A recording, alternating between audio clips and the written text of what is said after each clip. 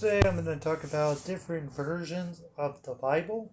This is the most commonly book in all of history, but it still has a lot of versions um, to deal with different languages, deal with change languages throughout the time. And I actually have one of those here as far as the change in the language. So, without further ado, I'll show you the ones I have, and then I will go from there. This one is the new, um, the new edition for. I think it's King James version. So this one is not going to be like the Old West, old version. It's relatively updated as far as some of the language change, but it's still going to be talking like the Old West, which is what I like about it. It's not taking away the language that they used, 100 or 50 years ago. That's what I like about this one.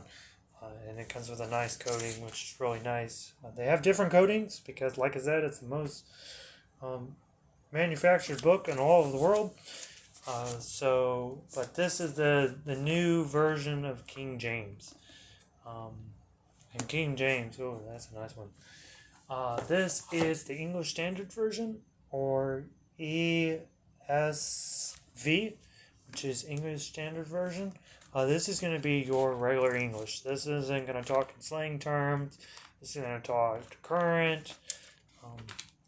All of them, of course, have, the New Testament, Old Testament, but they're just going to use different words. And then I have the NIV, which basically is a teen's version of the Holy Bible. And I like this one too. Usually this one costs a little bit more because of what material it has in it. This one's good for actually sitting down and taking notes. All of them are good for taking notes, but this one actually does it all for you. And it asks a question and answer just right there. And then it shows something that happened. It has side notes already booked into it. That's what I like about this kid version. And then it'll actually get to the point. Tell us another thing about it. We don't want to read the whole thing. So it'll get to the point. That's what I like about the kids version. And it gives you it right there. You don't have to read through all this. Oh, what's this? What's going on? What's happening?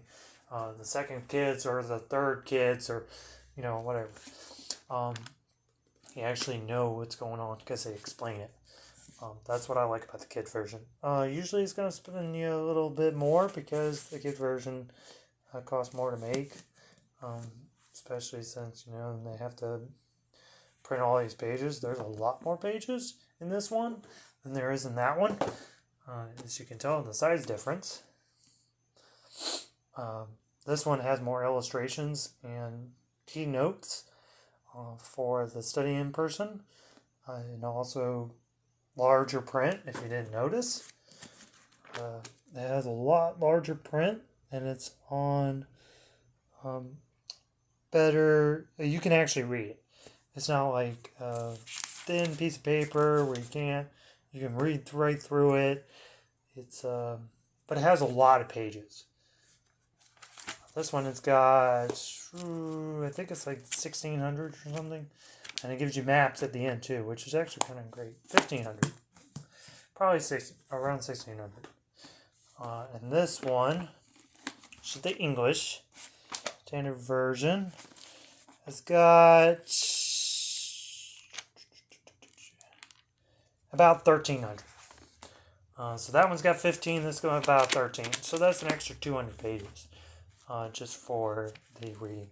But these, you have to really kind of squint your eyes at this one because this is the English Standard Version. And look how thin the paper is. You can easily tear that. If you tear it, you can't really read it. So it's easily to tear this because it's very, very thin. but it is lightweight. This one is a lot lighter than this one. This one's a lot heavier. So, there's pros and cons to both of them. This one you can still use for notes, but you're going to be putting it on the side. And then the King James version. King James version has a lot of underlines, which I actually kind of like because it has 751 pages, minus all the index and stuff. But the main points are in red. That's what I love about this. It doesn't have the side notes like the kid version. You can still read it because of the highlights, which is really nice. The English Standard Version doesn't have that. So all the main points are in red. All the other miscellaneous stuff is in black. It's still good to read, both of them. Obviously, both of them divided up, new and old. But if you're trying to decide, but see how it's different. Let's see if I can find a... These ones talk more in language they would have used 100 or 300 years ago. But it's a little updated compared to the old version. The old version is using like ye and ya, and you're trying to interpret what they would have said back then compared to them. Still, you have to interpret what they would have said back then. Even in the new one, the kid version kind of does it for you, which is really nice.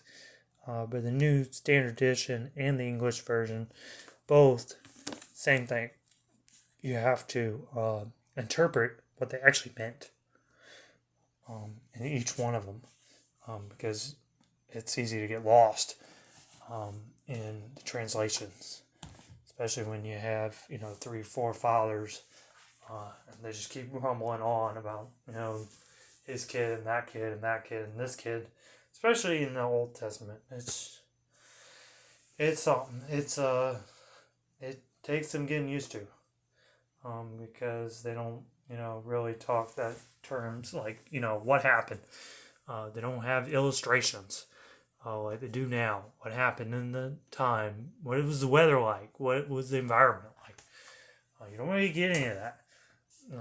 All you get is what happened, what they were being told to say, and you get little things here and there, but that's you don't get as much information as like I would like. I would like what's the environment like then? What's everyone else around saying? What is you get that in some with the New Testament, but I think information's missing. Obviously, because most people didn't write back then. Only the most educated people wrote. So you don't really get a picture in your mind with with current books. Current books, they actually paint you a picture of what's going on, what's happening right now. What does it look like? What does it feel like? What can I expect? So I can actually reach out and touch it. Those don't do that. Not by any means. They just talk about his word and what he did and the miracles he did and what was coming. But hasn't give any detailed information. That's always wondered. It's something. And then you have to figure out what was the environment like? What was it like in Rome in the BC or even after? What was Rome like? That's a big question. Not everyone always knows. Rome was interesting at the time, but it doesn't give you that. It just tells you the leader, and it tells you what the leader did, and then you have to interpretate what actually happened. I know what happened, as far as the History Channel, and you can only speculate. but because they don't paint a picture for you. But you still have to interpret it. Both of those, all of those, will do it in different meters. All get to the same point. Just in different fashions and how big you want your book to be. They also have pocket ones, which are a lot smaller. Those are nice, but unless you like squinting your eyes, maybe advise one of these.